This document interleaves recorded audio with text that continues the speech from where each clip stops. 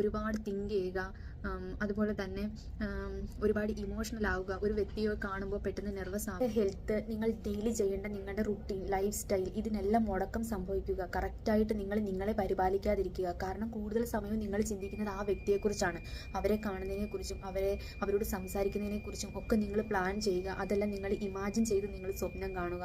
അത് കാരണം നിങ്ങളുടെ പല കാര്യങ്ങൾക്കും മുടക്കം സംഭവിക്കുക. ഇങ്ങനെയൊക്കെ ആണെന്നുണ്ടെങ്കിൽ ഉറപ്പായിട്ടും നിങ്ങൾ ആ വ്യക്തിക്ക് പൂർണ്ണമായിട്ടും അഡിക്റ്റ് ആയിട്ടുണ്ട് എന്ന് തന്നെയാണ്.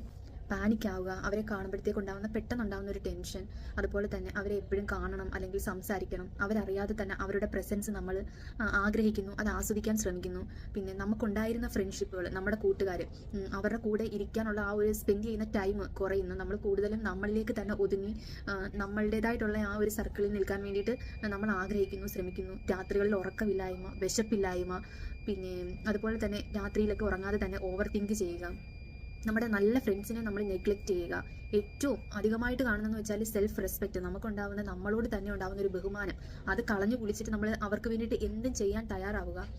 ഇങ്ങനെയൊക്കെയുള്ള കാര്യങ്ങളുണ്ടെങ്കിൽ ഉറപ്പിച്ചു നിങ്ങൾ ആ വ്യക്തിയിൽ പൂർണ്ണമായിട്ടും അഡിക്റ്റ് ആയിട്ടുണ്ട്. അത് തിരിച്ചു കിട്ടാത്ത ഒരു സ്നേഹമാണെന്നുണ്ടെങ്കിൽ എത്രയും പെട്ടെന്ന് അതിനുള്ളിൽ നിന്ന് നിങ്ങൾ വെളിയിൽ വരണം. ഇല്ലെങ്കിൽ ഒരുപക്ഷെ നിങ്ങൾക്ക് നിങ്ങളെ തന്നെ ഇല്ലാതാകും.